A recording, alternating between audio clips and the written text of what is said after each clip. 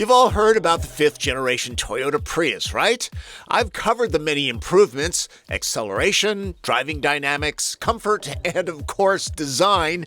True, there's a little less head and cargo room, but sorry, Gen 4 owners, this is a much better looking car now. Toyota invited me to Carlsbad, California to look at the newest version, the Prime, which is Toyota speak for plug-in hybrid. So, in addition to fueling here, it charges here. Remember the Chevy Volts? It's the same concept. Plug-ins are good for those who can't or won't fully commit to an EV. Let's get right to what everybody wants to know. The base price of the Prius Prime is $32,350, though you do need to add the destination charge onto that. The EPA-rated all-electric range? 44 miles, not too shabby. Plus, the Prime is more powerful than the standard Prius Hybrid. Unfortunately, you can't get the Prime with all-wheel drive. Toyota will be happy to sell you a RAV4 Prime to get a PHEV with grip to all 4 wheels. If you can find one, it's notoriously rare at dealerships. I suspect that will be the case with Prius Prime as well. We're planning to sell about 10,000 Prius Primes this year and close to 15,000 next year in 2024. Like the RAV4 Prime, the plug-in Prius is quicker than its standard hybrid version, always a win. Now, on these events, we usually pair up with other auto writers. I've drawn the long straw. So my drive partner is John Voelcker with Green Car Reports. We do get confused for each other. This is what happened when I walked into my room last night. I had to switch rooms. We have many stories of automakers confusing us. We're going to hash out the car, plus a few other things. Before driving impressions, let's address Toyota's history with EVs. It argues that hybrids like Prius and plug-ins like Prime are the answer. You could put about 90 Corolla Cross hybrids or 7 Prius plug-ins on the road with the same amount of raw materials needed for just one 300-mile, 100-kilowatt battery electric vehicle. Somewhat reasonable, but most popular EVs have packs much smaller than 100 kilowatt hours. Here's what makes the Prime go. The 2-liter 4-cylinder makes 150 horsepower. The electric drive motor is good for 161. In total, there's 220 horsepower. The two figures aren't just added together. The 13.6 kilowatt-hour lithium-ion pack is under here. Prime adds 350 pounds, or 159 kilos, to the standard hybrid's weight. With any amount of charge, Prime defaults to full electric propulsion, no engine noise at startup. There are dynamics that can be changed, but even in pure EV mode, the gas engine kicks on under hard throttle. And yes, there are drive modes. With limited time, I didn't really assess them. And there's the hybrid power flow graphic we've come to know and love. One more super cool tech option for the premium grade is the available 185-watt solar roof. Not only does it look stylish, but it takes the energy absorbed by the solar panels and routes it to the EV battery for charging when the vehicle's parked, and to the 12-volt accessory battery while the vehicle's driving. This is how the eCVT changes direction. Add regen by pulling back a second time. It's not full one-pedal driving, though. Prime's extra power easily compensates for the additional heft, and so you know, the Prime is stealthy. Other than some different wheels, lens treatments, and this that reads more like Prima, Prime looks pretty much the same as Prius Hybrid. Nothing wrong with that anymore. All right, 0 to 60 in 6.6 seconds. Yeah, I think it's in the ballpark. I mean, you put your foot hard into it, the gas engine comes on. That's okay. Yeah. You're asking for it. Yeah. It's a decent detent, so you really have to know that you're asking for the gas station and bang it all the way down to the floor. Yeah. And that's really all you can ask. Right.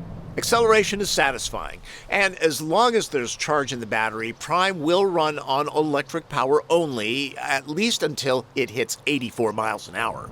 We just keep dusting vehicles. In a Prius. Damn hot rod kid. You slow down, you crazy Prius driver. Actually, said no one ever. Actually, I don't know about you, but 80% of Prius drivers around me in upstate New York are clearly working to maximize mileage. I think that's the nicest way to put it. The other 20% have clearly got their foot flat on the floor at all times, and I have been passed at probably 90 miles an hour by somewhat battered looking Priuses going hell for leather, and I thought, you go, girl. Yeah. On electrons only, Prime has the advantage of any EV, a smooth, hushed quality. Once the engine kicks on, it's refined and unobtrusive like the standard Prius, but it's still unwelcome. You get used to the electric side very quickly. One thing that I found in the regular Prius is that the steering weight is just about perfect, right? It's got some heft to it. It's not overly light, but it's not really heavy.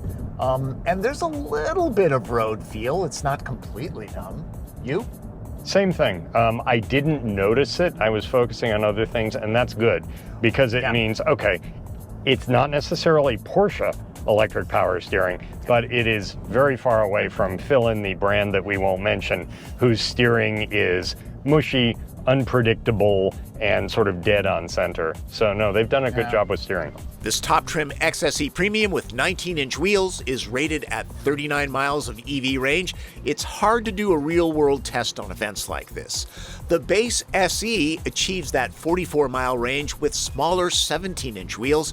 It cuts a lower profile to the wind. Ground clearance drops 0.4 of an inch. Chevrolet Volt, discontinued 4 years ago, had a 53-mile rated range. Very controversial. I want to know how you feel about it. The gauge cluster that's up high enough so that it's sort of in the place where a head-up display would be. There are a lot of people who really don't like that. I'm okay with it. I'm okay with it too. Yeah. I use the gauge cluster largely for speed. I'm not one of those people who obsessively minimizes electric use, and I can see it for speed. If it's a good head-up display, I wouldn't mind one of those. Yeah. I'm 5'9". You're taller than I am. 5'11". Okay. Headroom. There's a lot of complaints about the standard hybrid being a little tight in headroom, and this is the same. Your take on that?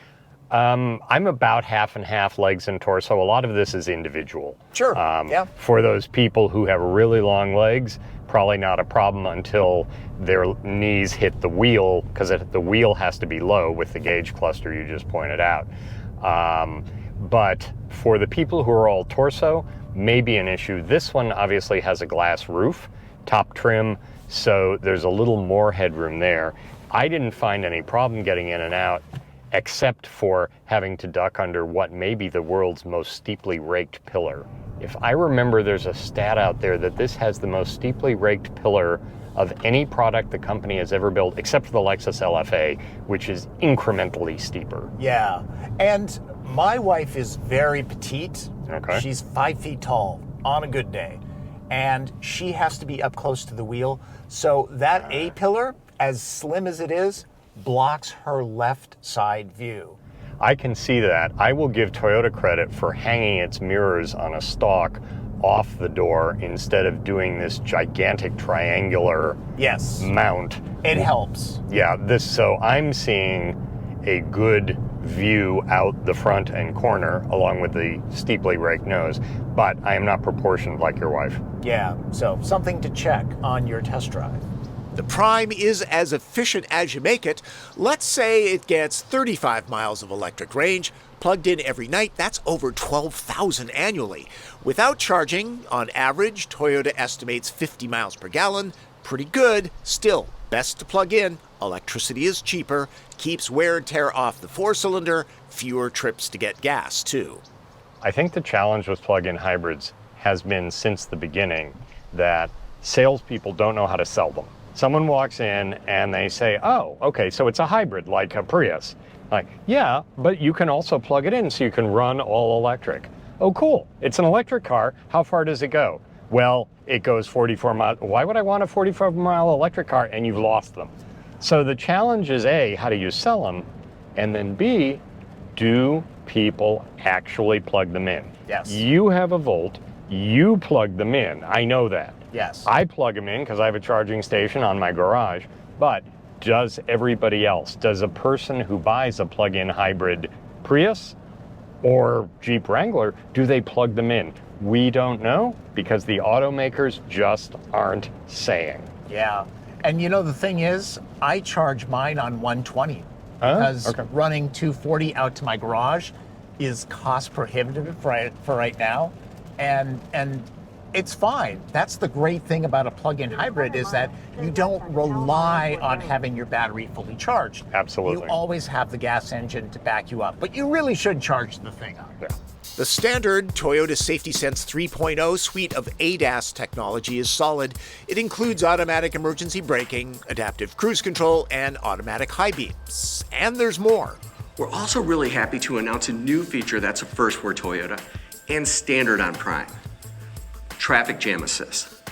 This system helps take some of the stress out of low-speed stop-and-go driving by assisting drivers with acceleration, braking, and hands-free steering.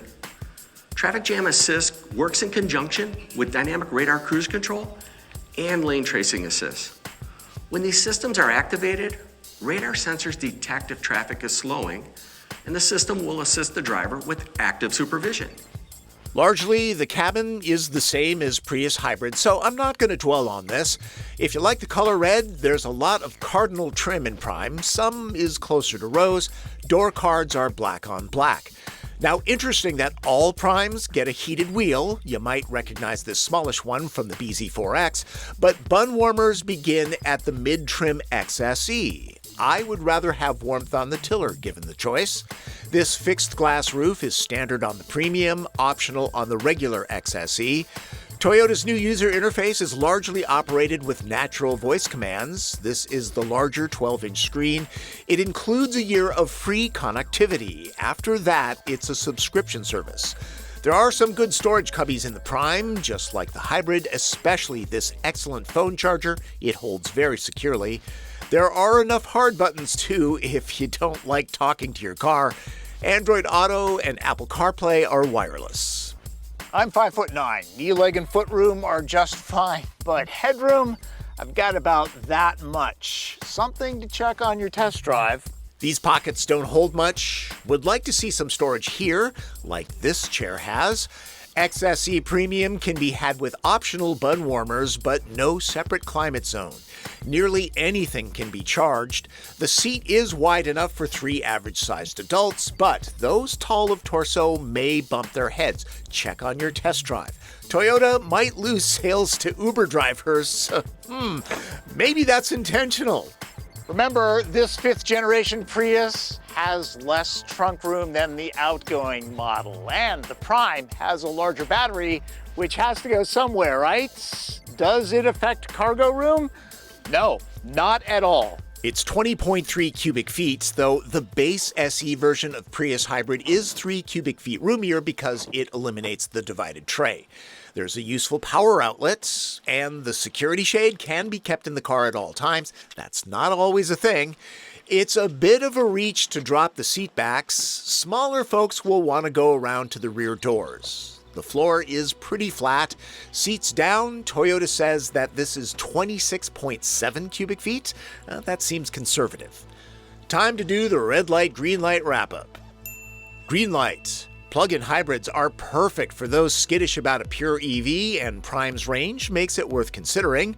Their sexy Prius design, never thought I'd hear myself say that. The performance and driving dynamics are a cut above what you'd expect. More surprising words out of my mouth. This generation Prime with loads of active electronic safety tech is significantly better than the ones before it in every metric other than interior room. Which leads me to yellow light. Yes, styling is so much more appealing, but the swept roof interferes with cabin and cargo space, plus the gauge cluster polarizes. This is directed more at buyers. Prime is efficient, but best when plugged in. Don't be lazy, people. Toyota's new interface is a solid step forward, but for full functionality, it requires a subscription. Red light. All-wheel drive is not available on Prius Prime. Hey, there are always snow tires. Limited numbers will be produced. That leads to second stickers at dealerships. The all-electric range is solid, but still not up to what the late Chevy Volt delivered. The first generation Prius Prime had only 11 miles of range. My neighbor considered her as worthless. The second one got a bump to 25, and that's serviceable, but the average of around 40 for this one makes it more effective for slashing the gas bill.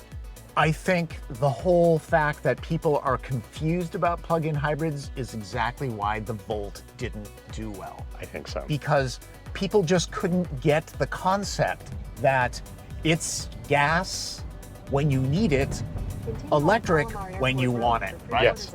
You know? And God, someone should make an ad slogan like that. somebody should. Maybe I'm in the wrong business. The elegant styling is something we're going to see more of going forward. At least a couple Toyota execs hinted that. I feel Prius and RAV4 Primes are the best vehicles that Toyota makes. If the Big T is serious about reducing its carbon footprint, it would produce a whole bunch more of these, because people and the environment they live in will really like it. Special thanks to the always engaging John Voelcker for spending the extra time it takes to produce videos like this. Look for his stuff at Green Car Reports, highly recommended. He drops in at Car and Driver too. Always excellent. Let's go. Allow me to mount my high horse for a moment. Electrification does have the ability to clean up our transportation. We can all do our part by buying efficient vehicles, plus reducing trips taken, walking more, riding bikes, maybe even taking mass transit. EVs alone are not the answer, so don't pat yourself on the back too hard for buying an electric vehicle. They still have a large carbon footprint. Toyota sure talks about hydrogen a lot. Would love to see it use some of its billions of dollars to help build out the infrastructure. And from what I've gleaned from very smart people that I've interviewed, hydrogen will be best in large trucks like semis and buses. And remember, we're not saving the planet. The planet will be around for a long, long time. Ultimately, we're saving us. Hope you got something out of my quick look at the Toyota Prius Prime. If you watch these videos on a regular basis, you'll know that I'm a big believer in plug-in hybrids. I own two of them. My wife has a Chevrolet Volt, and she buys maybe 2 tanks of gas a year because she charges up all the time. You'd be silly if you didn't.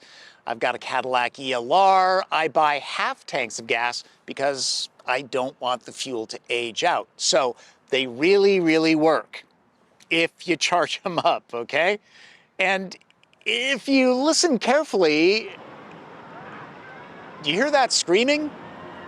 In the back, that's Legoland. I've been there a couple times. It's awesome. I like Lego because I'm a big kid. Thanks for watching. Remember to subscribe to this channel, click notifications, follow me on social media, and if you have a question, leave it in the comments. I'll try to get to it. Thanks for watching. That's Driven. I'm Tom Voelk.